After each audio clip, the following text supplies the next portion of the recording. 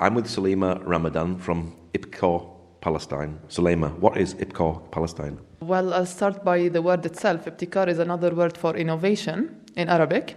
Ibtikar is a small organization that have started only a couple of years ago, and it emerged through the efforts of 4 people who decided that we want to do something different from what the local organizations and international organizations are doing here in Palestine.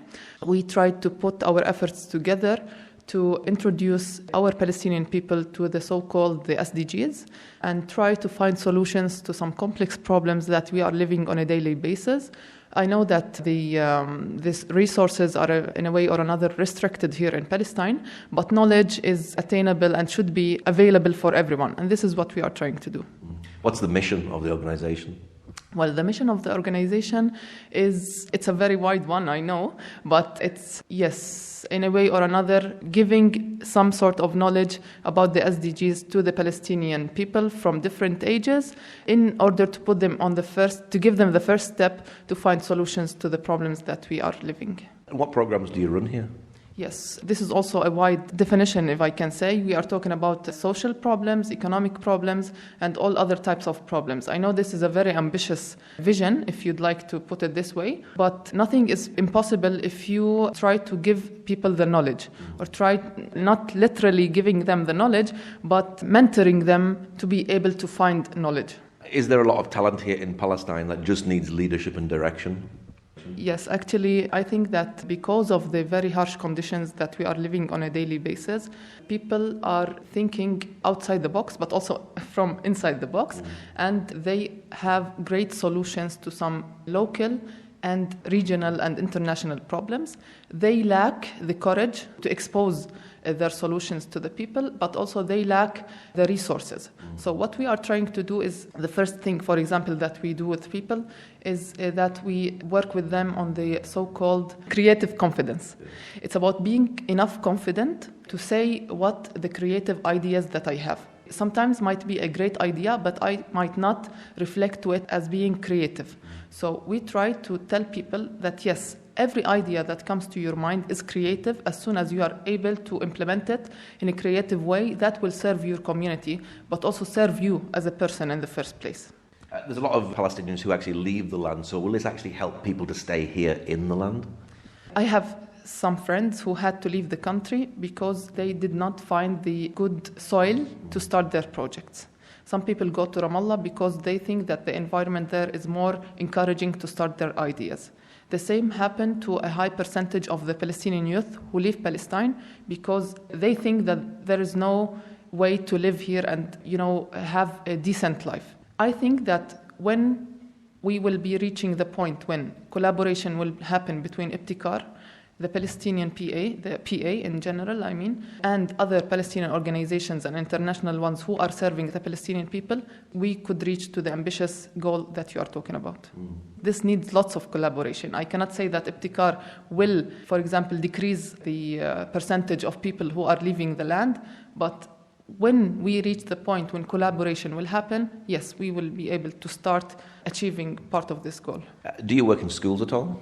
Yes, of course. One of the main targeted group of Ibtikar are students, school students, because we think that this is where knowledge starts. So we work with Palestinian students, we work with teachers, and we work with parents because the circle should be complete. You cannot work with a student and increase the gap between him and his teacher or her teacher. At the same time, we work with parents who should also or could also be an encouraging source of encouragement for the student to think in a creative way. And what sort of things do you do in the schools? Training programs for students. For example, last year we had a 6-month training program that was funded by Kinder USA. It's an organization that supported us from the beginning, and we could train dozens of students, but also work with teachers. The workshops were separate for students and for the teachers, but we were working with them for the aim of, getting the students out of the textbook. Because here at the Palestinian schools, I'm sure you know that we are only restricting our thoughts, our minds, to what's within the textbook. And this is binding the students from being change agents in the society. So what we are trying to do is that we tell the student, yes, this is the basic that you need to know, the textbook, But the horizon is very wide. You can think openly, and we work with them on these mechanisms. And then we work with the teachers, because based on some studies that I personally did for my master's study, but also for studies that we did for Ibtikar, teachers take the job of being a teacher only to secure their life and to secure a monthly payment, and they easily get fed up of what they are doing because there is no way of renewing what they give, and they are restricted to finish the textbook, the curriculum. They cannot come up with ideas that might benefit them on their job life, if it's good to say this, and for the students also. So for the teachers that we have worked with, we try to make the classroom a place of innovation for them and for the students themselves. By the way, this program is being duplicated, and we have started a new version of it this year, last February. We are currently recruiting the students and the teachers to take part in the training program that will start directly after Ramadan. Is this changing education? This is hopefully changing education. We are starting with a small scale of students and teachers, but I'm sure that the effort will be duplicated and multiplied, because this is how things start. We start small and then we start to grow. Are you trying to inspire young Palestinians, but do Palestinians in general have a victim mentality because of the conflict? Yeah, this is very much in line with my personal thoughts, actually, because as Palestinians, we try all the time, I think, from my personal point of view, that we got used to the idea of being victims, and we like the role of being victims. But in reality, and for someone who knows Palestinians and who is part of the Palestinian community for a long time, you can judge and you can be certain that Palestinians have a lot to give for themselves and for the world. But unfortunately, the presence of some international organizations, also local organizations who are misusing the Palestinian image and try to get money from the international donors and the international community by victimizing the Palestinian people and, screening them as people who need help. While Palestinians, I think, have great energies and they can help other people with the thoughts and ideas that they have. Do Palestinians struggle to find jobs that they want or that they've even trained for? Well, let me put it this way. If I got your question right, there is a big gap between what the educational system is giving and what the market is requesting from the Palestinian youth. So nowadays, people have to, when you are graduating from the university, you are in front of several choices, and not all of them are very pleasant. You can be a worker at the Israeli construction market. You can work in a governmental job that might not give you the personal ambition of developing yourself and your job. And the last choice for me might be being a change maker who creates their own job, create their own project, and give job opportunities for other people and youth from their age. I don't know if I'm really answering your question, but I think that Palestinian youth now are facing the reality that the jobs given or the opportunities given by the local market is not suitable or is not equitable to their ambition. So they have to come up with something new. And if you relate to the community of Ramallah, for example, it's a community where people go to live, to work, because there are some resources that are being given by the government, but also by other international organizations who think that this is where the project should start. Tell us a little bit about your project, Storytell. Okay, Storytell was actually, it wasn't a separate project. It was an initiative that one of the co-founders of Ibtikar participated in a training. And then we had to, he had to submit a sort of initiative for the organization which he trained with.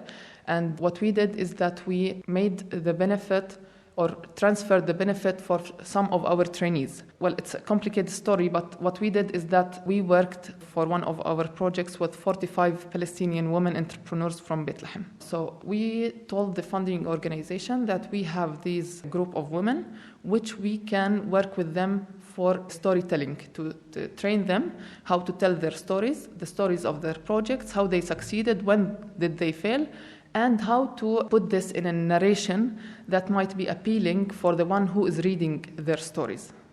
And it will be at the same time a marketing tool for them and for their projects. How does Palestine compare to other countries in the world? Are the youth moving forward or being left behind? As a youth, and to be frank enough with you, I think that youth are left behind. And you have to fight. As a youth, you have to fight very strongly to be able to find a place in the Palestinian decision-making level, organizational level, and even educational level. I think it's an inherent way of looking at Palestinian youth. We think that the older you are, the more wise you are. And as soon as you are a young man or woman, you cannot be a decision maker and you can't be responsible for other people and other visions, future visions. That's why we tend to go to the older people to be in charge of us and in charge of our decision-making processes. And this is, for me, is making youth left behind. Just to give you an example, I had to attend many training programs outside Palestine and get many diplomas and certificates to be able to come to my community and convince them that I can do something and work for my people. So it's not easy at all, based on my personal experience, to convince the people that, yes, you are able to do something. COVID has hit Bethlehem. How have you been able to respond to COVID? Well, I think Bethlehem is one of the places that were worst affected by COVID-19 because of the idea of tourism. And the economic here is based on tourism. Thanks to the efforts of the local trainees of Ibtikar, we could transfer all our programs from the real world into the virtual space. And this happened early February 2020, when all our programs were translated into the virtual space, and we could continue the work almost as regular as possible. But I'm sure we have lost many chances because of COVID-19. You know, training person to person is much different from using the virtual space. And as a new organization, yes, the trainers tried their best to make the virtual space a home for the trainees, but it cannot be in any way, equitable to training on the ground. Are you hopeful for the future of the youth? I'm very much hopeful. If I'm not, I wouldn't be able to do what I'm doing today, not only for Ibtikar, but for other entities that I'm trying to work with. I'm really hopeful, but I'm, let's say, afraid of what's coming. I'm afraid of a moment which might come and we might have to leave the country. I'm afraid of a moment in which there will be no chances at all, in which we will be done with hoping. I'm only afraid of these moments. Why do you do what you do? I'm doing it because I believe in myself and in my people. And I think that we should be in a better place. It's not what we used to be. We are a country and we are people of civilization, and we can come back to our roots and be as successful as we were. And that's what inspires me to do what I'm doing. What's your hope for the future? I hope that one day will come in which youth will be decision makers for my country, because I think by this we will be in a better place. But I hope that we will be able to live freely, to live without being afraid of going to somewhere, without being afraid of being shot, let me say, to live in security and freedom place of freedom and security, sorry. What's your website and Facebook page for people who'd like to know more? Well, it's Ibtikar Palestine and Ibtikar Palestine, both in Arabic and English. This is how we write it on Facebook. Okay, Sulaima, thank you much. Thank you very much for your time also.